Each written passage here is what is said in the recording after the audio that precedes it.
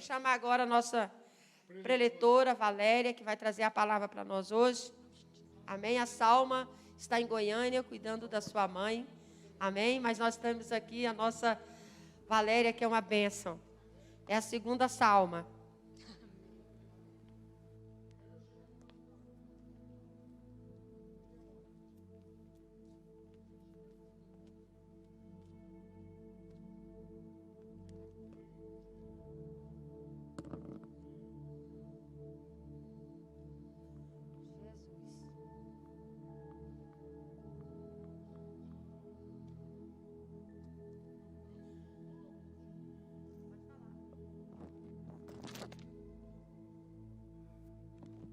Som. Bom dia, irmãos que estão aqui. Bom dia a todos que estão em casa também. É um prazer, mais uma vez, estar aqui com vocês. Saudade de todos. E desde o momento que eu cheguei aqui, eu tenho visto Deus falando conosco, né? Que o cristão vive pela fé. A gente não vive pelas circunstâncias, né? Nós vivemos firmes na videira, e quando Jesus fala que Ele é a videira e nós somos os ramos, é porque a gente dá o fruto quando a gente permanece firme na videira. A gente não dá o fruto porque a gente é bom, porque a gente é certinho, porque a gente é bonitinho, mas a gente dá o fruto pela permanência. O fruto, ele não nasce porque ele faz força, ele nasce porque ele permanece na videira. Ele permanece firme. E essa é a palavra, né, que Deus tem falado ao meu coração. Eu preciso permanecer firme na videira que é Jesus. Nós precisamos permanecermos firmes na videira que é Jesus. Se nós olharmos para as circunstâncias, a gente se perde. Se nós olharmos para o que está acontecendo à nossa volta, a gente fica confuso. Mas se a gente permanecer na videira, se a gente permanecer olhando para Jesus, a gente consegue caminhar. Mesmo que você não entenda o que significa isso, abra sua boca, confesse Jesus como seu Salvador. Creia que Ele é o Filho de Deus. Creia que Ele morreu, ressuscitou e disse que um dia vai buscar a nós. E essa promessa é verdade. Mesmo que você não entenda, abra sua boca e fale isso. Mesmo sem fé, Deus vai ouvir. E Ele vai fazer com que você, aos pouquinhos, receba esse amor, porque Jesus é paciente. Ele é muito paciente, porque Ele nos amou primeiro e Ele tem paciência em nos ensinar a cada dia como nós vamos amá-lo. Vamos abaixar as nossas cabeças, tá mais uma palavra de oração. Senhor Jesus, em submissão eu me coloco na Tua presença nessa manhã, Senhor, como um ato de fé, agradecendo por tudo que o Senhor tem feito nas nossas vidas, tem nos permitido passar, porque a promessa não é não termos aflições, a promessa é o Senhor estar conosco até o fim. E nós cremos nisso e nós continuamos caminhando nessa promessa, Senhor. Fica conosco e fala através de mim nesta manhã. Sou um instrumento nas Tuas mãos, Senhor. Que seja feita a Tua vontade, em nome de Jesus. Amém. E hoje nós encerramos, né, o livro de Gênesis, capítulo 50. E eu falei, Senhor, o Senhor é engraçado, né? Quando eu estava lendo. Falei, o Senhor tem um jeito engraçado de fazer as coisas, porque no momento de tanto tumulto que nós temos visto ultimamente, o capítulo 50, ele traz duas mortes, né? A morte de Jacó e a morte de José. E aí Deus tem para falar conosco nessa manhã sobre isso, porque a pastora começou falando sobre a partida da irmã Magnólia, né, Sóstenes, que Deus, né, conforte toda a família. Nos hinos que nós cantamos, várias estrofes falaram a respeito de morte, né, e estamos aqui falando a respeito de morte. Então vamos começar Gênesis 50, a lamentação por Jacó e seu enterro. Então José se lançou sobre o rosto de seu pai e chorou sobre ele e o beijou. Ordenou José a seus servos, aos que eram médicos, que embalsamassem a seu pai. E os médicos embalsamaram a Israel. gastando nisso 40 dias, pois assim se cumprem os dias do embalsamamento. E os egípcios o choraram 70 dias.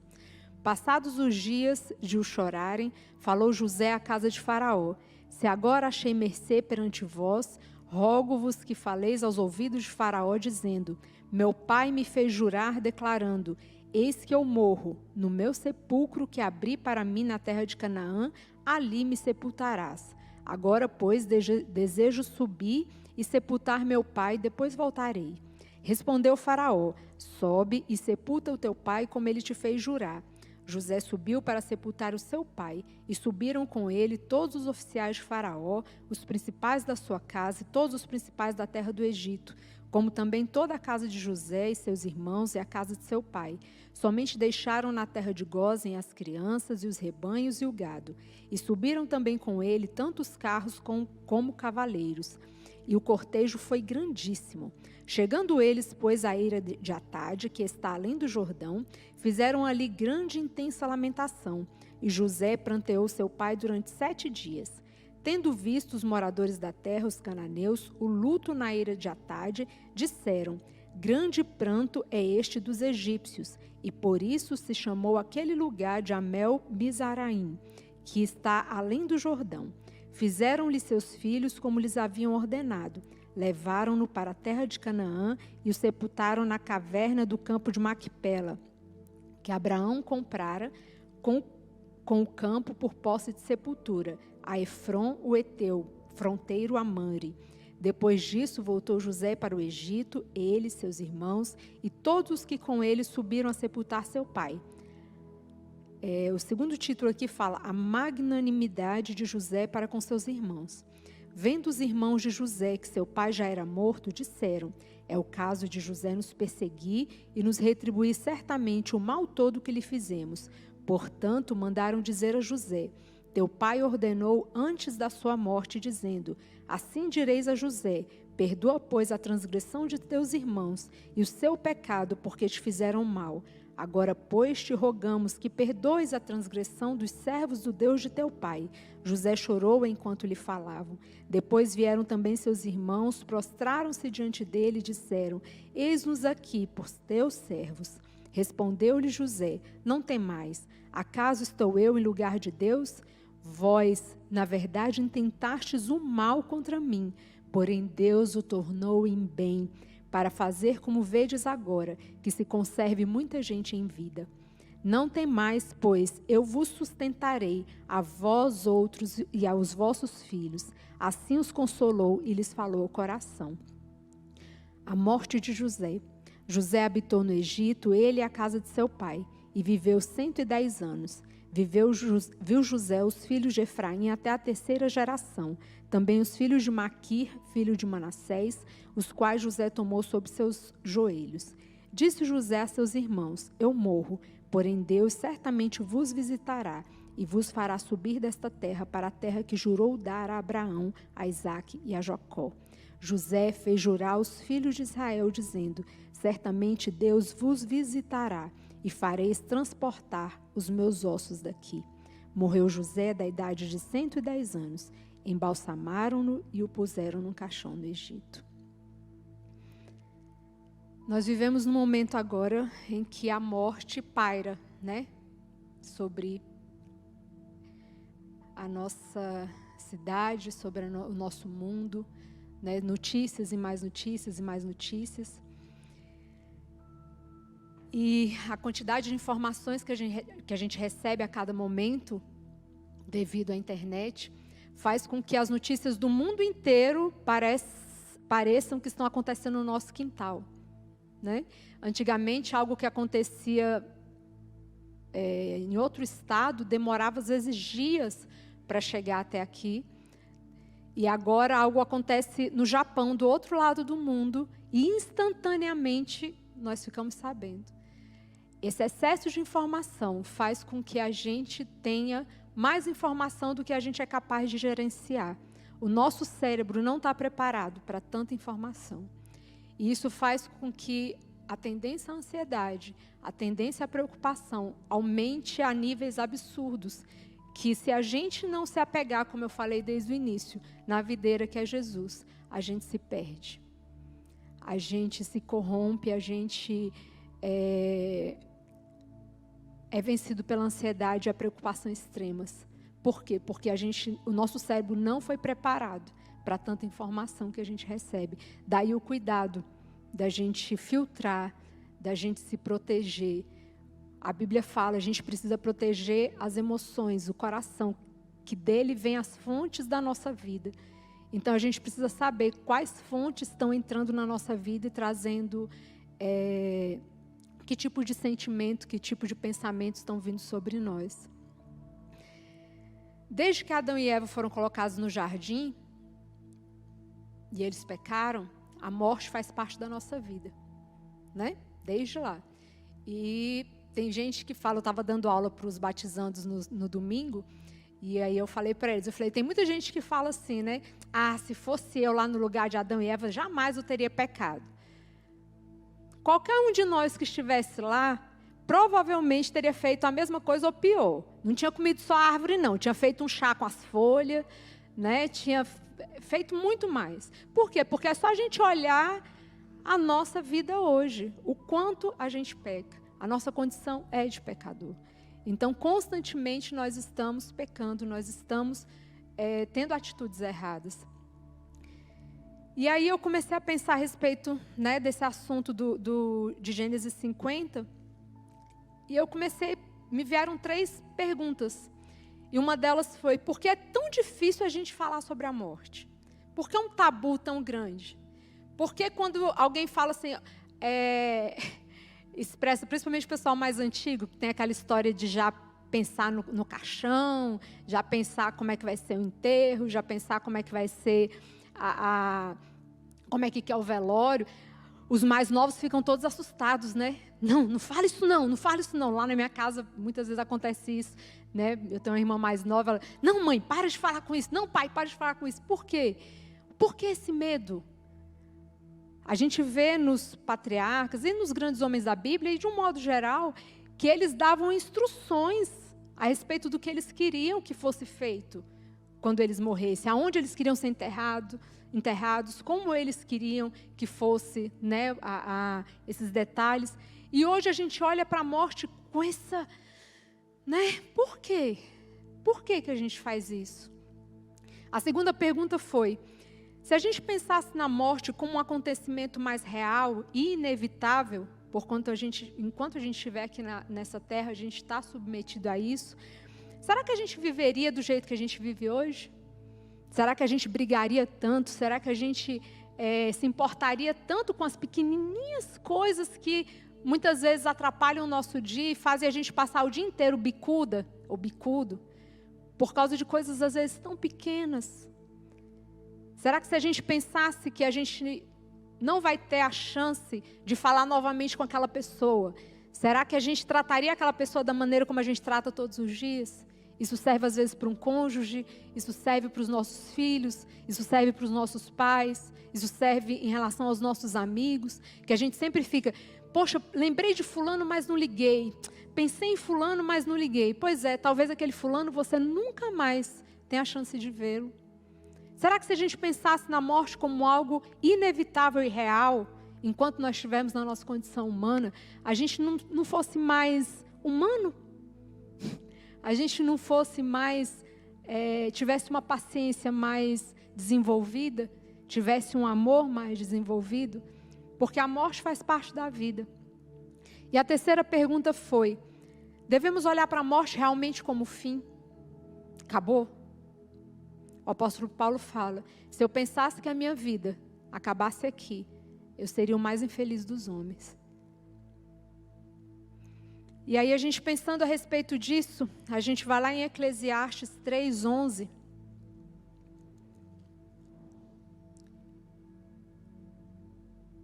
E a gente lê assim, tudo fez Deus formoso no seu devido tempo, também pôs a eternidade no coração do homem, sem que este possa descobrir as obras que Deus fez desde o princípio até o fim.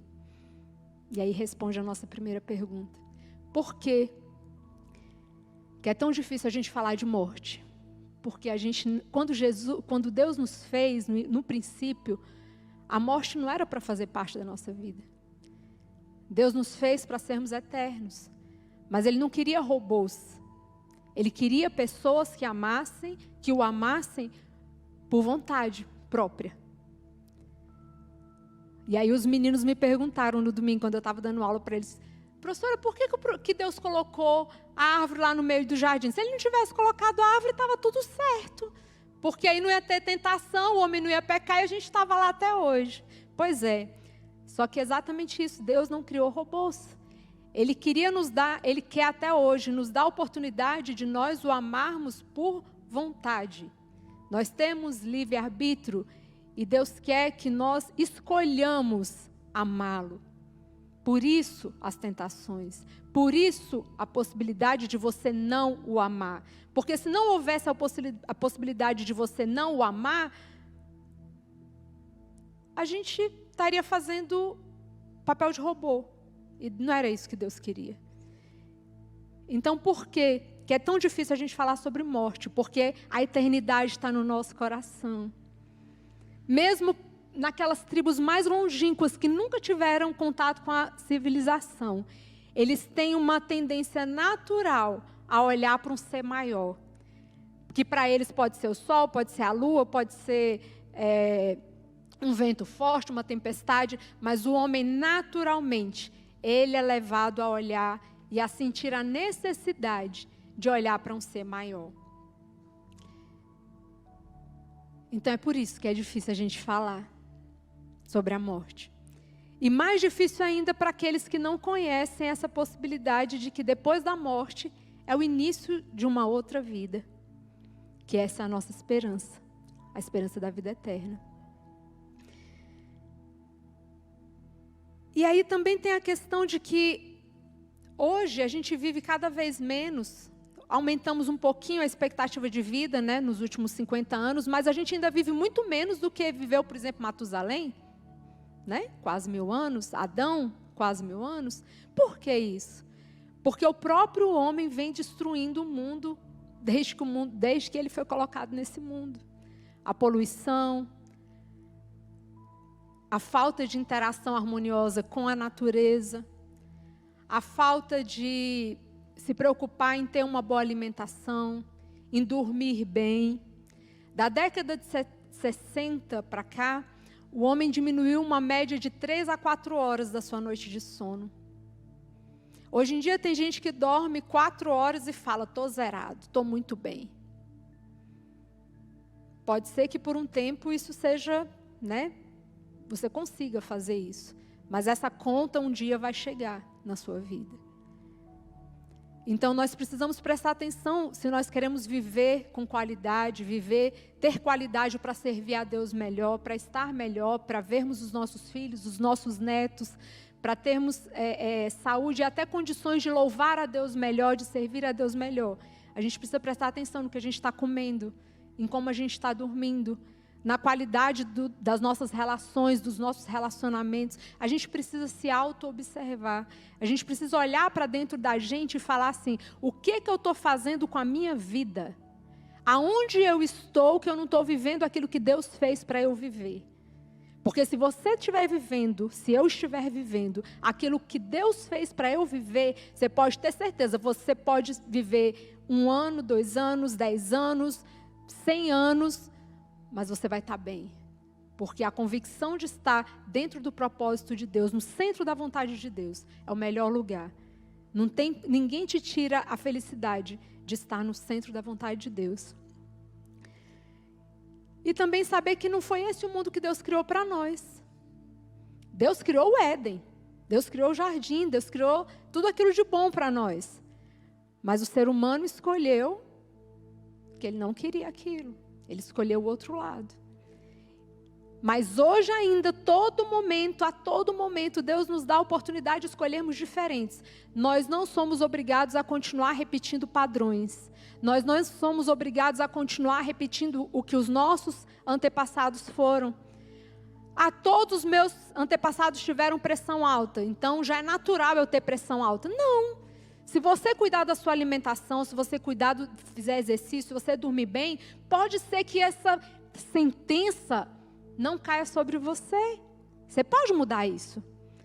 Todos os meus antepassados tiveram, meus tios, minhas tias, todo mundo câncer.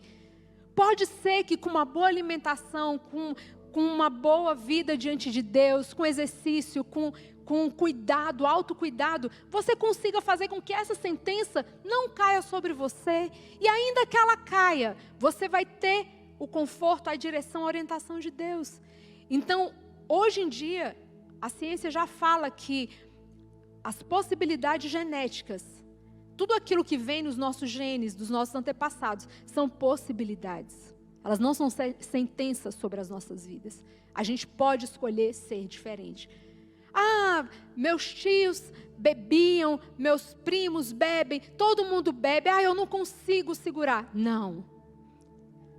Nós podemos, diante de Deus, fazer diferente.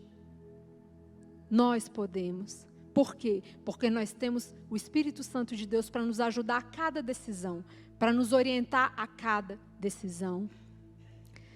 E aí vamos para a segunda pergunta, que se nós pensássemos que a morte é um acontecimento real e inevitável, será que a gente realmente viveria do jeito que a gente vive todos os dias? Será que realmente a gente trataria as pessoas da forma como a gente trata? Será que se a gente tivesse essa certeza todos os dias de que talvez aquela pessoa a gente não encontrasse mais para pedir perdão, a gente trataria ela do jeito que a gente está tratando? Não é que a gente vai ficar o dia inteiro pensando em morte, morte, morte, o tempo todo pensando em morte. Não, não é para deprimir, ficar pensando na morte como depressão, não. Mas assim, poxa, a morte existe, o fim existe. Então eu vou procurar viver esse dia como se ele fosse o último dia da minha vida. E aí eu vou viver ele da melhor forma que eu puder viver. Eu vou prestar atenção no sol, quando o sol bate no meu rosto, e eu vou sentir esse calorzinho, e eu vou falar assim, Senhor, muito obrigado por esse calorzinho do sol. Eu vou olhar para o meu filho e eu vou falar assim, Senhor, obrigada pelo meu filho. Tudo bem, ele está teimoso, ele está difícil, Senhor, tem hora que dá vontade de pendurar num prego e falar assim, fica aí um pouquinho, que a paciência aqui está acabando, mas eu amo meu filho, Senhor, e eu não vou permitir que as minhas emoções transbordem de mim como lixo, e esse lixo vá para a vida do meu filho. Porque cada um de nós tem um monte de bicho aqui dentro, de monstros, de medos, de confusões. Só que cabe a nós, domínio próprio, é um fruto do Espírito. Lembra permanecer na videira? Quando a gente permanece na videira, a gente dá fruto, porque a gente permaneceu, não porque a gente fez força. E aí a gente permanece na videira e Deus nos dá domínio próprio. O Espírito Santo nos ajuda a desenvolver o amor, nos ajuda a desenvolver a paciência, né? Com aquele marido teimoso que, Jesus, me segura. Ou então com aquela esposa, né, que é goteira, né? A Bíblia fala que tem esposa que é como goteira. Gente, é goteira na pia a noite inteira. Não tem paciência que só Jesus na causa, irmãos. Eu lembro de uma notícia que eu vi uma vez no jornal, que um velhinho, na época ele tinha uns 70 e poucos anos, ele roubou um caixa bancário, isso lá nos Estados Unidos. Ele foi no caixa, ele roubou o caixa e ficou sentado, ligou para a polícia e falou, roubei o caixa e tal, e ficou sentado esperando a polícia chegar. Por quê? Porque ele queria ser preso para não ter que conviver com a esposa. Vocês acreditam numa coisa dessa? Gente, eu ri tanto. Aí o que aconteceu depois? A polícia prendeu ele, só que aí como ele era velhinho, ele tinha já uns 70 e poucos anos, a polícia deu para ele prisão domiciliar. Gente, eu ri demais, assim, mas é porque tem mulher que tem esse...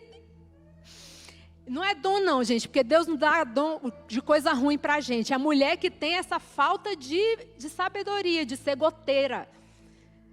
Mas a gente precisa aprender a se controlar. A gente precisa saber que nós somos diferentes. Você quer aprender diferença entre homem e mulher? Assista as pregações do pastor Cláudio Duarte. Gente, ali ele explica claramente, nós somos diferentes. E a gente tem que aprender a conviver com essas diferenças. Quando a gente olha para os nossos filhos também, às vezes a gente tem falta de paciência, ou a gente olha para o nosso trabalho, a gente tem falta de paciência com o nosso chefe, com tanta coisa. A gente precisa pedir o quê? Sabedoria para Deus, porque a gente não muda as pessoas. A única pessoa que nós somos capazes de mudar somos nós mesmos. Então a gente tem que olhar para dentro. E quando a gente olha para dentro e vê o que aqui dentro a gente precisa mudar, a gente muda em relação às pessoas. E aí, sabe o que acontece de tão bom? A gente começa a perceber que quando a gente muda, o nosso redor muda junto. É bom demais. Como eu tenho experimentado isso na minha vida, desde o dia que eu ouvi isso. Você muda e o mundo te acompanha na mudança. Você muda o seu mundo interior e o mundo à sua volta começa a acompanhar a sua mudança. Isso é bom demais. Então, vamos olhar para essa questão da morte, não como o fim, não como algo que aí a gente vai para a terceira pergunta, a gente olha para a morte como o fim, não. A gente olha para a morte como um novo início, como a esperança de uma vida eterna, onde a gente vai encontrar as pessoas que a gente ama, onde, acima de tudo, a gente vai encontrar o nosso Deus amado, o nosso Pai amado, a gente vai encontrar Jesus. E aí a gente passa a olhar para a morte como um novo começo. Se a gente olhar para a nossa vida hoje, a gente vê que o dia tem começo e fim. A noite tem começo e fim. As estações do ano têm começo e fim. Então a nossa vida também tem começo e tem fim. E olha, irmãos, eu falo isso alto porque mais do que nunca, nesse momento, eu preciso acreditar nisso. Contudo, o que está acontecendo à minha volta, eu preciso dessa fé. Eu preciso que Deus me fortaleça. E é nessa fé que eu falo alto para eu ouvir. A morte não é o fim. Nós temos esperança de vida eterna. Nós temos esperança num Deus que nos ama. E quando eu falava com os adolescentes no domingo, eu falava para eles assim: o mundo ensina a teoria da evolução. O homem veio do macaco, que evoluiu e um dia se tornou homem. A Bíblia nos ensina a teoria da criação. Que nós temos um Deus amado, que um dia teve o desejo de criar o ser humano à sua imagem e semelhança. E Ele prometeu, não que nós não teríamos problema nessa vida, mas Ele prometeu que Ele estaria conosco a cada momento, até o fim. Então vocês escolhem o que vocês querem acreditar, porque cada um escolhe aquilo que quer acreditar. Eu prefiro acreditar que eu sou filha de um Deus amado. Tem gente que prefere acreditar que veio do macaco e que seus ancestrais, antepassados eram macaco. Cada um acredita no que quiser. Eu escolho todos os dias acreditar que eu tenho um pai que me ama, um pai que cuida de mim, um pai que está disposto a estar comigo em todos os momentos, que enviou o que Ele tinha de mais precioso, que era o Filho dEle, para morrer por nós, para completar o plano de salvação, ressuscitar e prometeu nos buscar. E enquanto Jesus não volta pela segunda vez para nos buscar, nós vivemos aqui na esperança de vida eterna.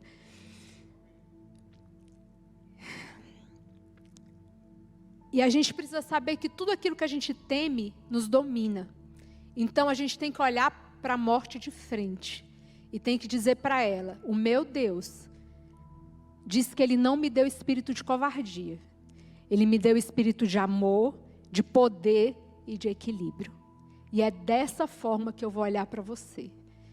É dessa forma que eu vou olhar para as minhas perdas, é dessa forma que eu vou olhar para as minhas tribulações, é dessa forma que eu vou olhar para os meus desafios. Sabendo que Deus me deu poder, amor e equilíbrio. Não é que a gente não vai sofrer, não. Vocês viram? Quando eu olhei, eu tentei fazer mais ou menos a conta do tempo que o povo chorou e teve o luto aqui por Jacó, foi bem uns 3 meses ou mais. Porque teve o tempo do embalsamamento, depois teve o tempo do luto, depois teve o tempo da caminhada deles até Canaã, depois teve mais 7 dias de luto. Então, assim, tem um luto, tem. Diz que José, fala bem aqui no iniciozinho do capítulo 50, que José, quando o pai morre, se lançou sobre o rosto do seu pai, chorou e o beijou. Então tem luto, tem choro, tem. Essa vida que prometem muitas vezes de casa, comida e roupa lavada quando você aceita Jesus, teoria da prosperidade, que seus problemas acabaram, isso não existe. Isso é uma mentira. A palavra de Jesus é: no mundo tereis aflições, isso é claro. Enquanto a gente estiver nesse mundo, a gente vai ter aflição. Mas tem de bom ânimo, eu venci o mundo e vocês também vencerão. Nós também venceremos. É essa a promessa que nós temos de Jesus. E a segunda promessa maravilhosa: eis que estou convosco até o fim dos tempos. É nessa promessa que a gente confia e vive a cada dia, um passo de cada vez.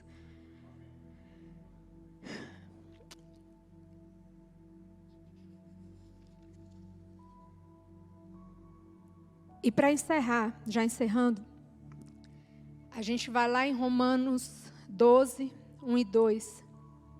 Como é que a gente consegue seguir nessa vida?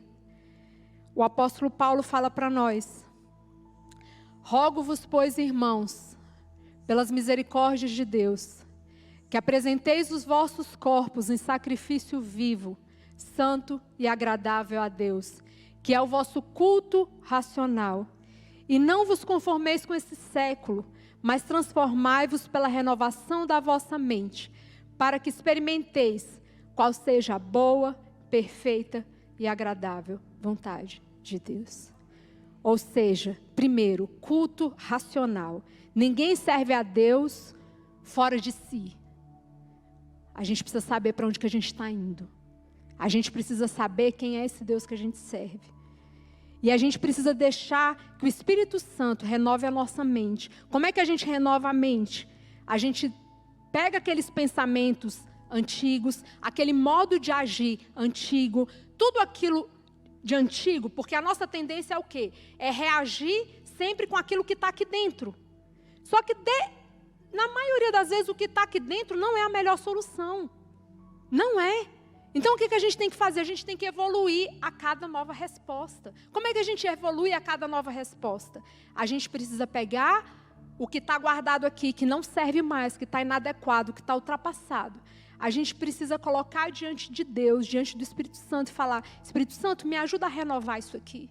Essa resposta não me serve mais, não presta mais para o que eu preciso resolver. Eu tenho esse problema novo com uma resposta antiga, então eu preciso de uma resposta nova. Me ajuda. E eu tenho certeza, porque é isso que eu tenho experimentado. Deus vai te mandar pessoas para te ajudar. Deus vai te dar livros, Deus vai te dar vídeos, Deus vai te dar, olha, muita coisa para te ajudar a ter respostas novas para problemas novos e respostas novas para problemas antigos também, porque os problemas, eles são assim, são ciclos, eles ficam vindo até você conseguir resolver, e cada vez que ele vier, ele vem maior. Enquanto você não enfrentar de frente e falar assim: eu vou vencer esse problema, custa o que custar, eu vou vencer, ele vai ficar vindo. E cada vez que ele vier uma bola de neve, ele vai vir pior. Enquanto você não enfrentar e vencer, ele vai vir pior.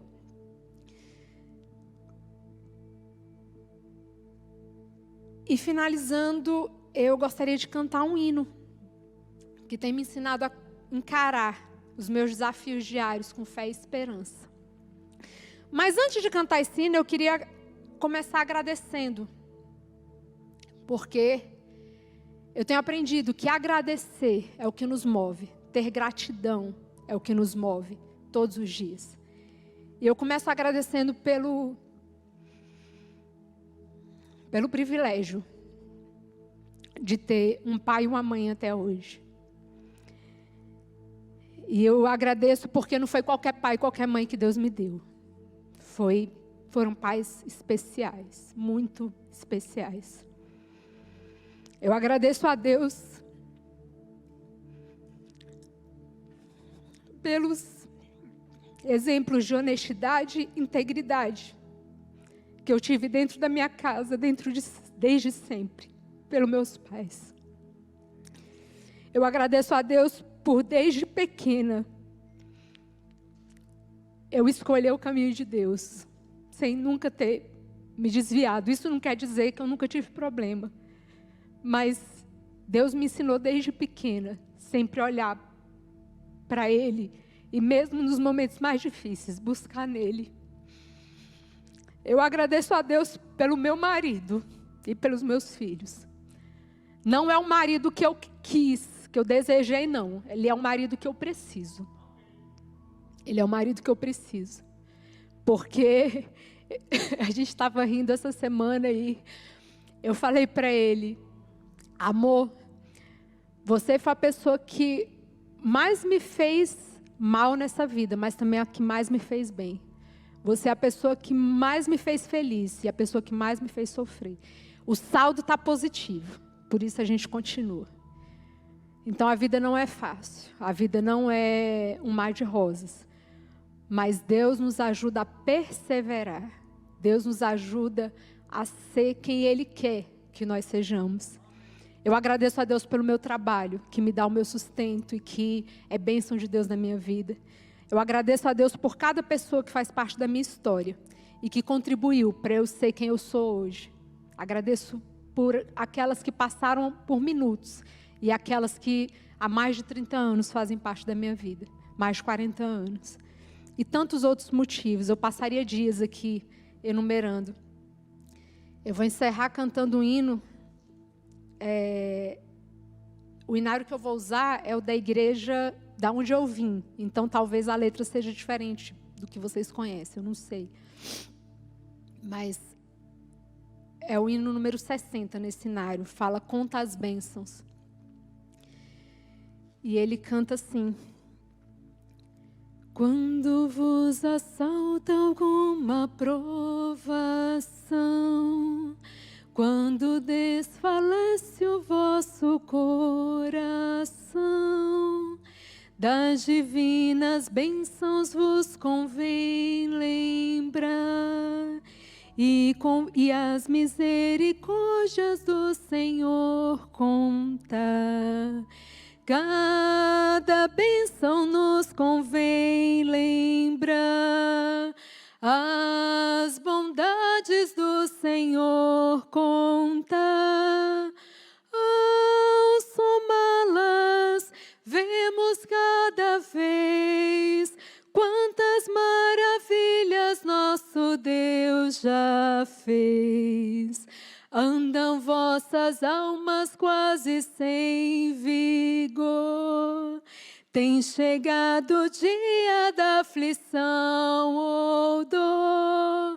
Recordai as bênçãos recebidas já, mas da sua graça Cristo vos dará. Cada bênção nos convém lembrar, as bondades do Senhor contar. Ao somá-las, vemos cada vez quantas maravilhas nosso Deus já fez.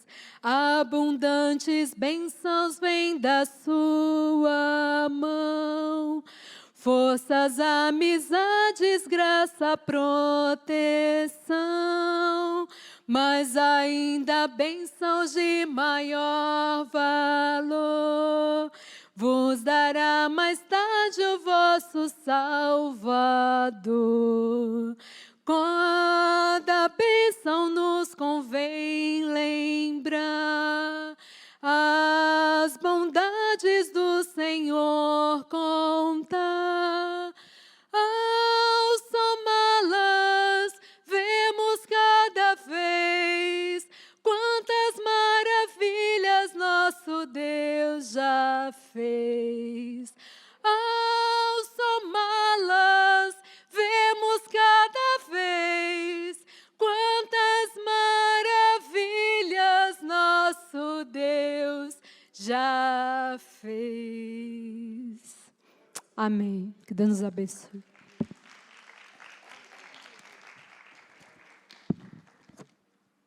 Que bênção, né, amados?